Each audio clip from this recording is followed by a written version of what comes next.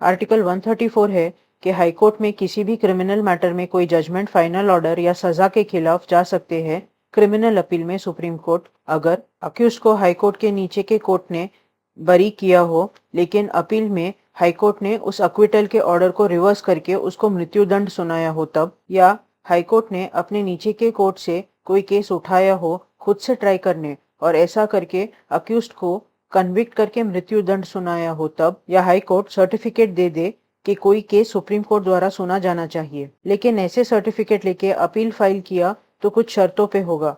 Article 145(1) के अंदर और हाईकोर्ट जैसे कहा होगा वैसे पार्लियामेंट और भी अधिकार दे सकता है किसी तरीके के जजमेंट से अपील सुनने के लिए सुप्रीम कोर्ट को। आर्टिकल 134A है कि हाईकोर्ट किसी भी अपने जजमेंट, डिक्री, फाइनल ऑर्डर या सेंटेंस को आगे परखने के लिए खुद से सर्टिफिकेट दे सकता है कि सुप्रीम कोर्ट उस मैटर को सुने, और अगर कोई पार्टी ऐसा एप्लीकेशन करे कि सर्टिफिकेट इश्यू किया जाए तो वो भी हो सकता है और हाईकोर्ट ऐसा सर्टिफिकेट दे सकता है। आर्टिकल 136 है स्पेशल लीव के बारे में, जो है सुप्रीम कोर्ट खुद किसी मैटर को सुन सकता है, चाहे वो मैटर किसी भी कोर्ट से हो या ट्रिब्यूनल से हो, लेकिन आर्म फोर्सेस के मैटर में नहीं। आर्टिकल 137 है सुप्रीम कोर्ट के पास अधिकार है अपने ही द्वारा पास किए गए किसी भी जजमेंट या ऑर्डर को फिर से परखने के लिए, जहां तक कानून अनुमति दे। आर्टिकल 145 के अंदर संविधान में कानून बनाने का अधिकार बांटा गया है।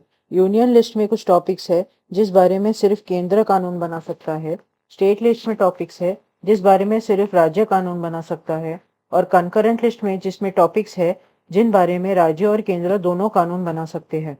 आर्टिकल 138 है कि सुप्रीम कोर्ट के पास जुरिस्डिक्शन और पावर होगा यूनियन लिस्ट में आते टॉपिक्स को लेके, अगर केंद्र और कोई राज्य सरकार के अग्रीमेंट से कोई विषय को लेके भी सुप्रीम कोर्ट को जुरिस्डिक्शन और पावर दे सकता है। आर्टिकल 139 है कि अगर पार्लियामेंट चाहे तो कानून बना के सुप्रीम कोर्ट को आर्टिकल 32(2) के बाहर के विषयों पे भी रिट्स, निर्देश या आदेश देने का प्रोविजन बना सकता है।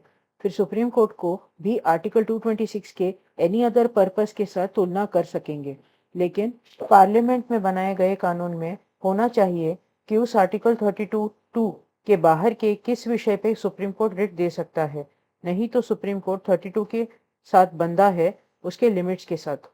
आर्टिकल 139A है कि जब सोचो एक विषय उठे सुप्रीम कोर्ट में भी और किसी हाई कोर्ट में भी या एक से ज्यादा हाई कोर्ट में, तो सुप्रीम कोर्ट खुद वो मैटर उठा सकता है और उसे सुलझा सकता है। बाद में उसे हाई कोर्ट के पास वापस भी कर सकता है कि हाई कोर्ट उस दिशा में चले।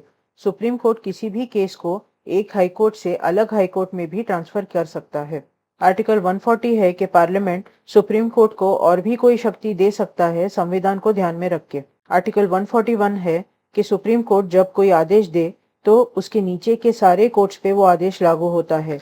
ये एक इम्पोर्टेंट आर्टिकल है। आर्टिकल 142 है सुप्रीम कोर्ट अपने जुरिस्डिक्शन के हिसाब से कोई भी डिक्री या ऑर्डर पास कर सकता है जो सारे देश को मानना होगा, जैसे भारत का कानून अनुमति दे, जब तक कि प्रेसिडेंट आदेश देके उस विषय पे कोई ऑर्डर करे।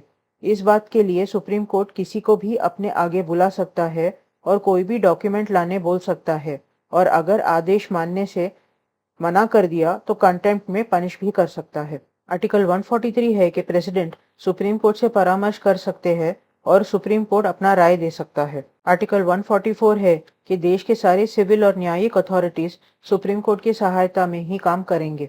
आर्टिकल 145 है कि पार्लियामेंट द्वारा बनाए गए कानून को ध्यान में रख के सुप्रीम कोर्ट प्रेसिडेंट के अनुमोदन से कोर्ट के रोज के चलने के पद्धत को लेके रूल्स बना सकता है। इतनी सारी अनर्गल शक्तियां होने पर यह भी महत्वपूर्ण हो जाता है कि जजेस क्या कहते हैं कोर्ट में। अब तक ये साफ है कि कई मैटर्स में जजेस बातें कहते हैं जो जजमेंट में नहीं होते।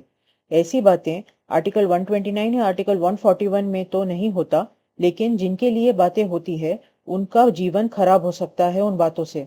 ऐसे बात उन जजेस के निजी प्रेरणाओं को भी उजागर अवश्य करते हैं, जो आधार बन सकता है उन द्वारा पास किए गए जाने वाले जजमेंट्स का।